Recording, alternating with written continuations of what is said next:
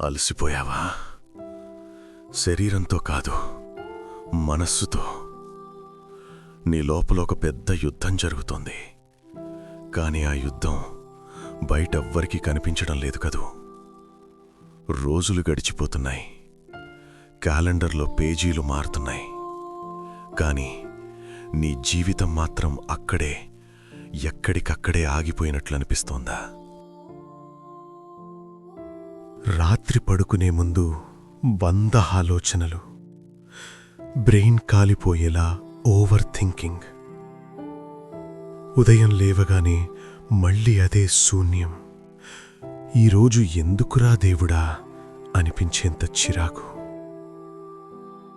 ఒకసారి నీ చుట్టూ చూడు. నీతో పాటు ఉన్నవాళ్ళు, నీకంటే తక్కువ అనుకున్నవాళ్ళు లైఫ్లో సెటిల్ అయిపోయి ఎక్కడికో వెళ్ళిపోతున్నారు.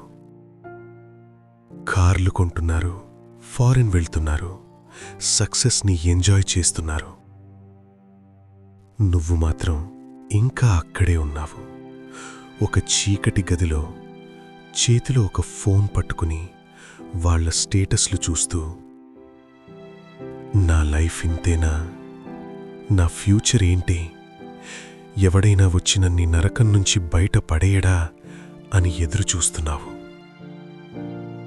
ప్రయత్నించలేదని కాదు, ఎన్నోసార్లు ట్రై చేశావు, ఎన్నో నిద్రలేని రాత్రులు కష్టపడ్డావు. కాని మళ్ళీ ఫెయిల్యూర్, మళ్ళీ అవమానం.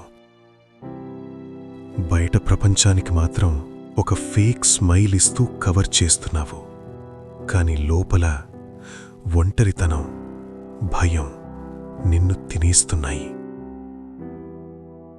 కానీ ఒక్క నిమిషం ఆగు. ప్రాబ్లం నీ లైఫ్లో లేదు, ప్రాబ్లం నీకొచ్చిన కష్టాల్లో లేదు. ప్రాబ్లం అంతా నీ మైండ్ సెట్లోనే ఉందని నేను చెప్తే, అవును, you are not a failure. నువ్వు ఓడిపోలేదు, నువ్వు జస్ట్ రాంగ్ థింగ్స్ మీద ఫోకస్ చేస్తున్నావు. నీ మైండ్ ఒక టీవీ లాంటిది. కానీ దరిద్రం ఏంటంటే ఆ రిమోట్ నీ చేతిలో లేదు, ఈ సొసైటీ చేతిలో ఉంది. వాడు విమర్శిస్తే బాధపడతావు, వీడు పొగిడితే సంతోషిస్తావు. పక్కనోడేమనుకుంటాడో అన్న భయం నీ బలాన్ని లాగేస్తోంది.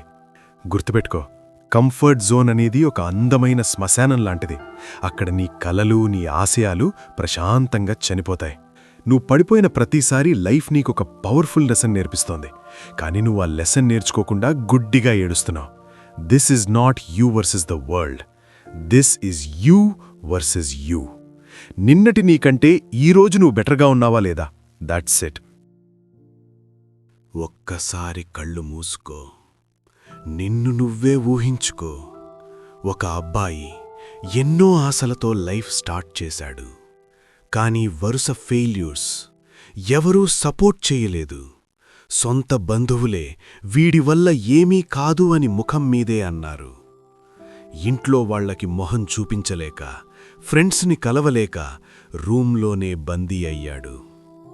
ఒకరోజు రాత్రి అద్దం ముందు నిలబడ్డాడు. తనని తాను కళ్లలోకి చూసుకున్నాడు. నిజంగా నా కెపాసిటీ ఇంతేనా?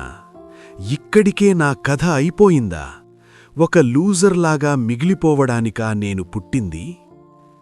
ఆ ఒక్క క్షణం వాడిలో రక్తం మరిగింది.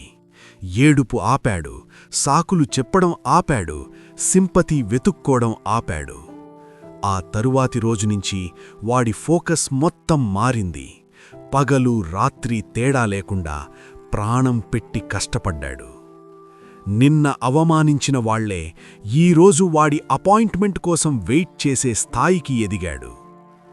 ఆ అబ్బాయి ఎవరో తెలుసా? అది రేపటి నువ్వే. నీ స్టోరీ ఇంకా క్లైమాక్స్కి రాలేదు మిత్రమా. ఇప్పుడే ఇంటర్వెల్ బ్యాంగ్ పడింది. అసలు సినిమా ఇక ముందుంది. మరి ఏం చెయ్యాలి? ఈ చీకటి నుంచి ఎలా బయటపడాలి? Just 4 rules. ఇవి నీ బ్రెయిన్లో ప్రింట్ చేసుకో. Rule number 1, wake up early. సూర్యుడి కంటే ముందే నిద్రలే. ప్రపంచం నిద్రపోతున్నప్పుడు నువ్వు కష్టపడు. ఆ సైలెన్స్లో ఉండే పవర్ ఏంటో నీకు అప్పుడు అర్థమవుతుంది. Rule number 2, kill the distractions. నీ ఫోన్లో ఉన్న చెత్త యాప్స్ డిలీట్ చేయి. నీ గోల్కి పనికిరాని ప్రతి ఒక్కరిని, ప్రతి ఎమోషన్ని దూరం పెట్టు.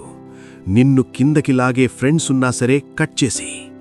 రక్తం పంచుకు పుట్టినవారు తప్ప ఈ ప్రపంచంలో ఎవరూ నీకు శాశ్వతం కాదు. Rule number 3, stop complaining. నాకు బ్యాక్గ్రౌండ్ లేదు, నాకు డబ్బు లేదు, నాకు అదృష్టం లేదు. షటప్. సాకులు చెప్పడం ఆపు. నీ కష్టమే నీ బ్యాక్గ్రౌండ్. నీ దారి నువ్వే సృష్టించుకో. విను, నీకు మోటివేషన్ అవసరం లేదు, నీకు డిసిప్లిన్ కావాలి. ఎందుకంటే మోటివేషన్ అనేది ఒక ఎమోషన్. అది ఈరోజు ఉంటుంది, రేపు పోతుంది. కానీ డిసిప్లిన్, ఇట్ బిల్డ్స్ లెజెండ్స్. నిన్ను చూసి ఎవరైతే నవ్వారో వాళ్ల ముందు తలదించుకున్న చోటే తలెత్తుకుని నిలబడాలి. నీ సక్సెస్ సౌండ్ వాళ్ల చెవుల్లో కాదు, వాళ్ల గుండెల్లో మోగాలి. కష్టం వస్తే ఏడవద్దు, కష్టాన్ని చూసి ఎదురు నవ్వు. నొప్పి వస్తే ఆగిపోవద్దు, ఆ నొప్పినే నీ ఆయుధంగా మార్చుకో. పడిపోతే పర్వాలేదు, కాని లేచినప్పుడు మాత్రం భూమి అదిరిపోవాలి. సో నెక్స్ట్ టైం నీ మైండ్ ఇది నీ వల్ల కాదు అని చెప్తే ఒక చిన్న స్మైల్ ఇవ్వు. వెళ్ళి అది తప్పు అని ప్రూవ్ చెయ్యి. ఎందుకంటే నీ గెలుపు నిన్ను పిలుస్తోంది. వెళ్ళి దాన్ని లాక్కో.